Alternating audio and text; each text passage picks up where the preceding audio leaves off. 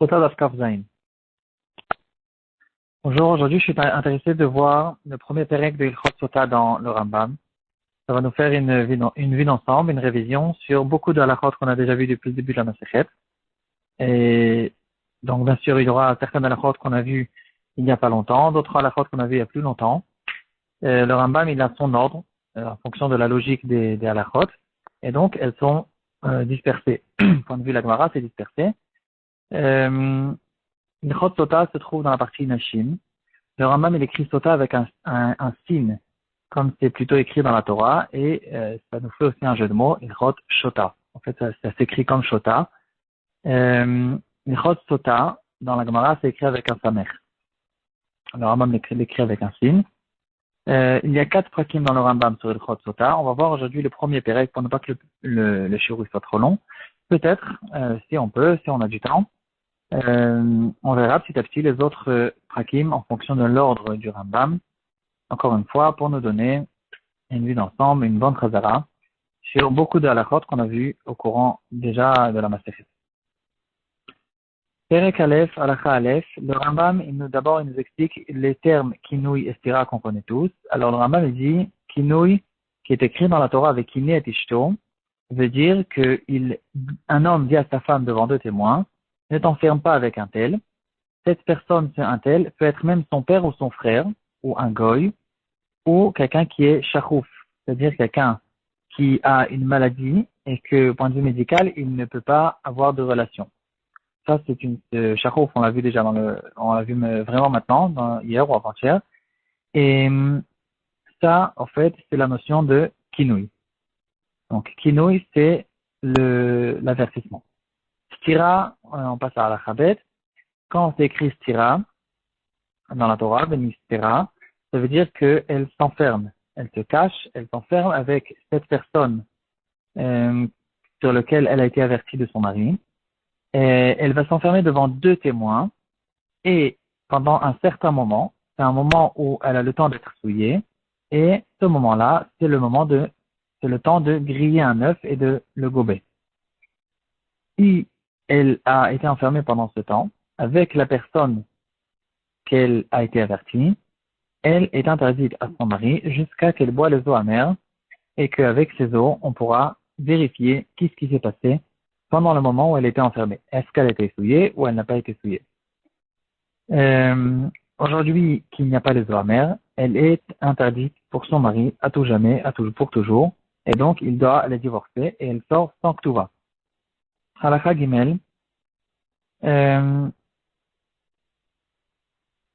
Juste un petit point que j'ai sauté dans la halakha Aleph, le kinouï se fera aussi devant 2 témoins. De la même manière que la stira se fait devant 2 témoins, l'avertissement se fait d'après la halakha, comme Rabbi Yoshua, devant 2 témoins. On reprend halakha Gimel, il lui a fait un avertissement devant 2 personnes, et il lui a dit, ne t'enferme pas avec, c'est-à-dire, il l'a averti sur 2 personnes. Il lui a dit, ne t'enferme pas avec un tel, et elle s'est enfermée avec les 2 en même temps, le moment qu'on vient de voir.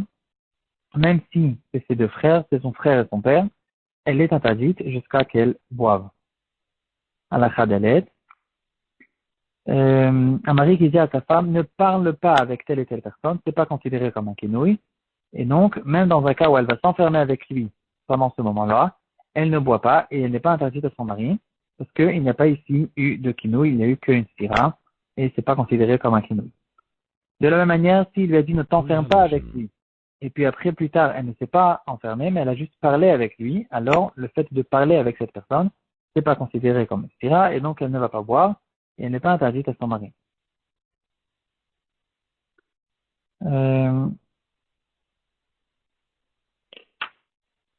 À la chavav, s'il lui a dit ne t'enferme pas avec telle et telle personne, et cette personne, c'est un enfant qui a moins que 9 ans et 1 jour, ou bien il lui a dit ne t'enferme pas avec un animal. L'animal, c'est ce qu'on a vu dans le daf précédent.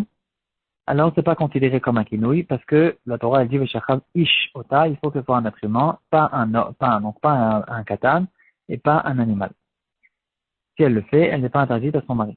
Halakha Zayin, si le mari, il est mochel sur le kinouï. Il voit que ça tourne mal, il lui a fait un avertissement, et donc maintenant, il a peur il va se retrouver devant un problème. Il est intéressé d'annuler ce kinouï. Alors là, ça dépendra, et ça aussi c'est une halakha qu'on a vue il n'y a pas longtemps. Si elle ne s'est pas encore enfermée, il peut annuler le kinouï. Si elle s'est déjà enfermée, c'est fini, le train il est parti, et cette femme devra maintenant boire pour pouvoir être permise à son mari.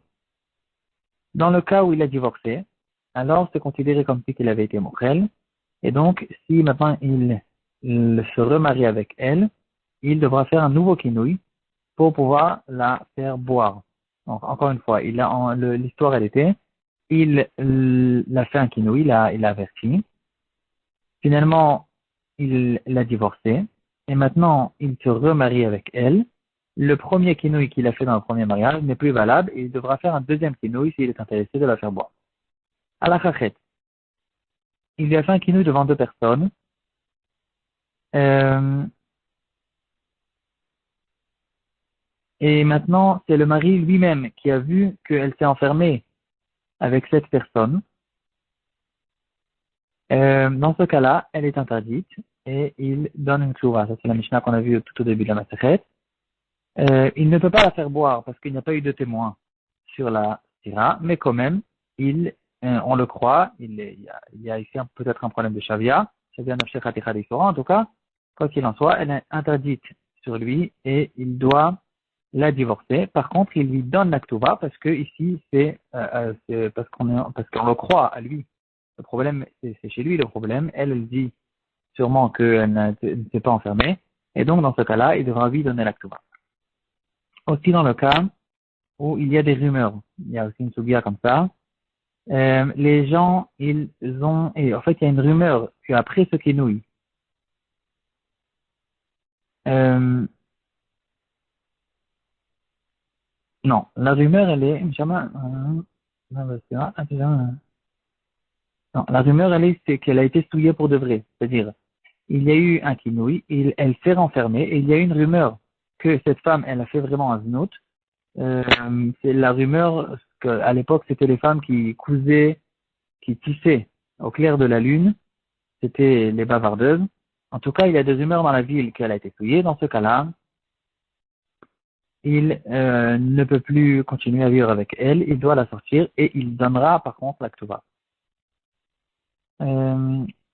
S'il y a eu un seul témoin qui a dit qu'elle a été enfermée après qu'il y a eu un kinouï, alors dans ce cas-là, on ne le croit pas. Et ici, on va voir une différence entre un témoin qui dit qu'elle a été enfermée et un témoin qui dit qu'elle a été vraiment souillée. En tout cas, quand il dit qu'elle a que été enfermée, il ne sait pas ce qui s'est passé à l'intérieur. On ne veut pas le croire parce qu'il faut avoir deux témoins pour cette chose-là, à moins que dans un cas au fait où le mari le croit, si le mari le croit, dans ce cas-là, il devra se rendre compte de ce témoin et donc il devra la divorcer et donner une ktuva par contre. Sinon, s'il ne le croit pas, il peut continuer à vivre avec elle normalement. Le témoin qui dit qu'elle a été souillée, c'est dans la Chayoud Dalet, on va le voir tout de suite, bientôt. On continue à la Chayoud. Le Rambam, il nous dit, dans certains cas, le Bet Din vont faire le kinouï. Ça aussi, on a vu il n'y a pas longtemps. Quelqu'un qui est devenu sourd ou fou ou qui est parti dans un autre pays ou bien qui était emprisonné. Dans ce cas-là, s'il y a des problèmes avec cette femme, le Bet Din, il avertit cette femme de ne pas s'enfermer avec telle et telle personne. Dans le cas où elle va s'enfermer, ils ne pourront pas la faire boire. C'est que le mari qui peut prendre sa femme pour la faire boire. Mais par contre, ils peuvent lui faire perdre sa ktuva.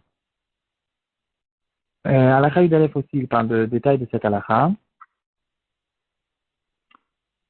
Halakha Yudbet, dans un cas où elle a bu les eaux amères et elle n'est pas morte. Donc, on a une vérification ici qu'elle n'a pas été souillée. Et son mari est revenu, il lui a refait un kinouï sur la même personne. C'est fini, il ne peut pas boire. Il ne peut pas la faire boire pour la même personne. Il a un joker par personne. Il peut par contre lui faire un avertissement sur une autre personne et la reprendre au Beth Amikdash. Mais sur la première personne sur laquelle elle a déjà bu, même il y a plusieurs années, il ne peut pas lui faire reboire. Si par contre il l'a divorcée et cette femme, elle continue à faire des problèmes avec cette personne, et donc le deuxième mari l'a fait un kinouï sur la même personne. Dans ce cas-là aussi, le deuxième mari pourra la reprendre Beth Amikdash, même si c'est pour la même personne, parce que le mari, il a changé dans ce cas-là, et donc elle pourra aller même 100 fois, à cause de la même personne, boire les eaux amères, parce que elle a à chaque fois un nouveau mari.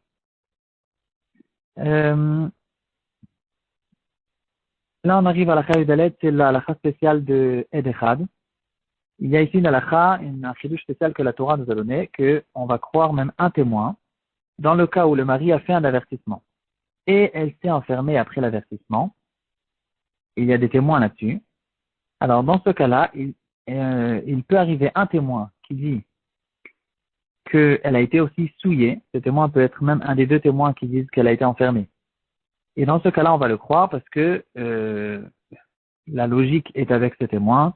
Il y a le mari déjà qui l'a averti, et quand même elle s'est enfermée, alors on peut même croire un témoin qui dira qu'elle a fait snout, et donc on va le croire. Et dans ce cas-là, elle sort sans Ktuva. Par contre, elle ne peut pas boire les eaux amères.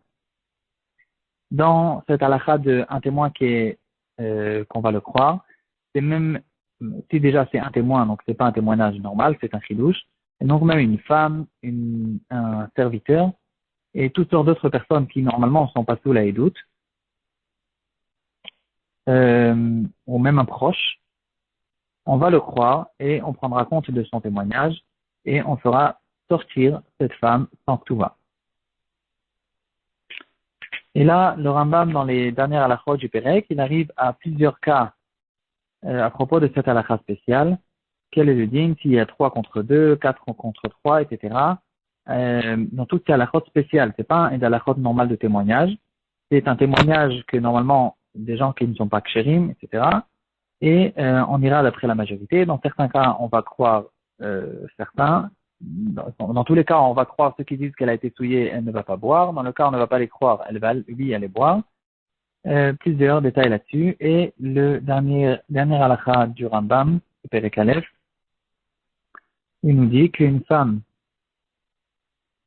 qui ne boit pas à cause qu'il y a des témoins qu'elle a été souillée, alors elle est bien sûr interdite à son mari pour toujours, elle sort sans Ktuva, et comme on vient de